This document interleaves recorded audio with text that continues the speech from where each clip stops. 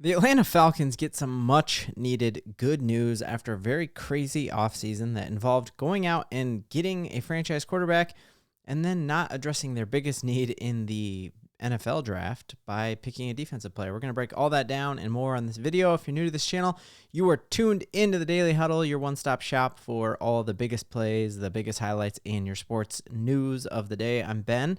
It helps us out a ton if you like sports content from across all the leagues. If you hit that like and subscribe button, let's dive right in. So we know that the NFL has come down very, very hard over the past couple of years when it comes to tampering. They have very specific windows that seem arbitrary and weird, and they come down really hard when you talk to players outside of that window. And so in his introductory press conference, Kirk Cousins talked about the fact that he was actually talking to an Atlanta Falcons trainer before he was supposed to be talking to anyone. The agents are allowed to talk, but I guess the players aren't. All of it is kind of an antiquated rule that, goes back to a time before cell phones, before you could text or FaceTime and all that. We live in a flat world where you can talk to anyone anytime you want, right? And you can be living in Minnesota and FaceTiming a guy in Atlanta, and it's not a big deal anymore. And they really wanted to crack down on teams having weird competitive advantages. And so they've come down hard over the past couple of years. And so you remember famously, Miami Dolphins had a first-round draft pick stripped from them. We know that that was because Sean Payton and Tom Brady were going to reunite, or actually unite for the first time together in Miami. And the league was like, y'all can't do that.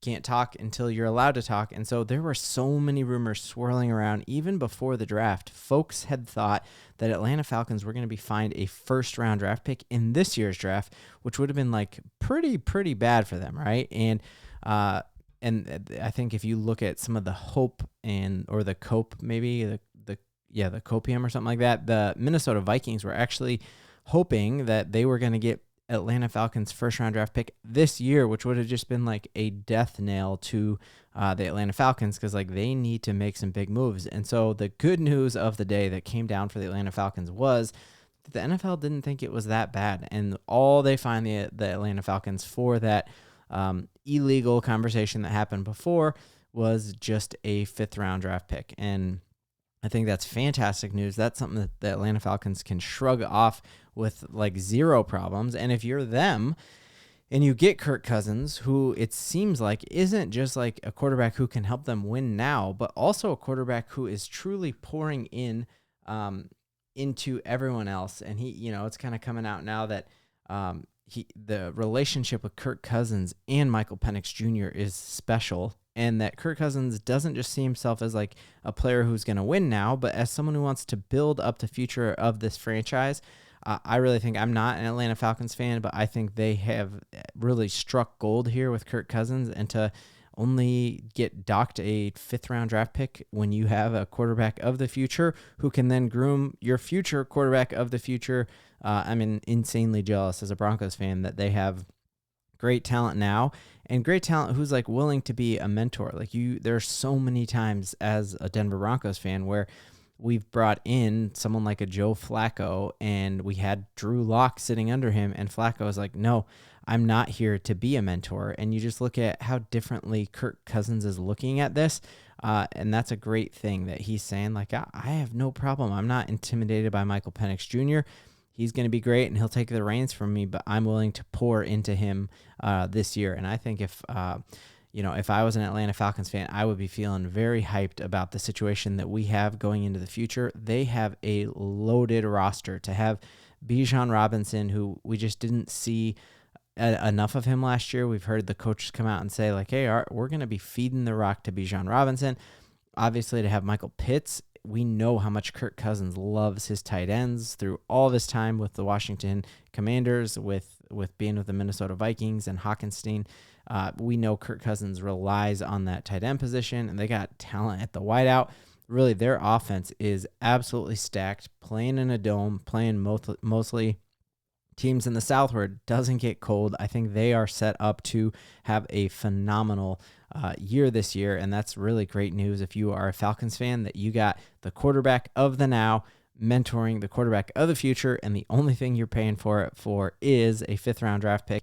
I guess if you are a Minnesota Vikings fan, you are a little bit salty because you were hoping that you were going to score a first out of this. But I think what the league is saying is like, man, because of how flat our world is, Kirk Cousins is talking to a trainer, but trainers freelance all the time. It wasn't necessarily tied to it. It wasn't collusion in that way. It was just, hey, I'm talking to a trainer, and there aren't these like really black and white solid boundaries when it comes to that position. If Cousins was talking to a head coach or an offensive coordinator or something like that, maybe the league would have come down a little harder. And also, it was only a conversation that was just a few hours before the legal tampering window actually opened.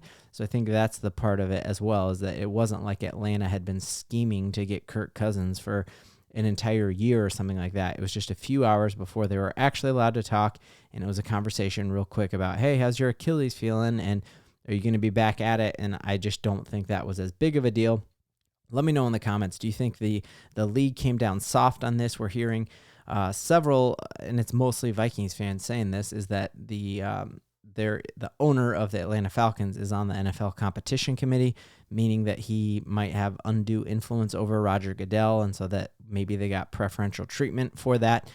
So let me know in the comments what you think about that. Also, let us know what are the type of content you want to see us pumping out here on the Daily Huddle. We have my main man, Nate, who is just an expert when it comes to soccer. He's coached soccer. He's played soccer. He's really good at that. So as we're approaching the Olympics, we're hearing news about that. The U.S. men's national team. We have a lot of hype around the U.S. women's national team. Are you into the NFL? I think that is definitely my jam. The NBA, I'm loving. College football, I don't know a single person in my life like Coach Wood, Aaron Wood, who knows more about college football and is more obsessed with it. And so if you're interested in college football, let us know there. But we really want to keep you all updated on your favorite teams and just like the overall story happening in all of those leagues, because we know ESPN, it's full of pop-ups and garbage and all that. So we want to be just like hitting you just with the news, getting you in and out in under 10 minutes every single episode. And then we'll be doing longer form podcasts on deeper dives that you guys are interested, but really want to make this channel a place where you find value, where you find community and other dudes who love sports as much as you do. I think we're in a world now where we're more isolated than ever. And what we've loved about YouTube is that it lets you have really cool conversations. And unlike Reddit or something like that, it's like most of the conversations are pretty positive. Obviously, we love to slam on each other's teams, but we aren't attacking people's character or anything like that. So we're very excited about this channel to bring you tremendous value and to keep you up to date on everything you need to know. So whatever you got going on the rest of the day, you hit your huddle up.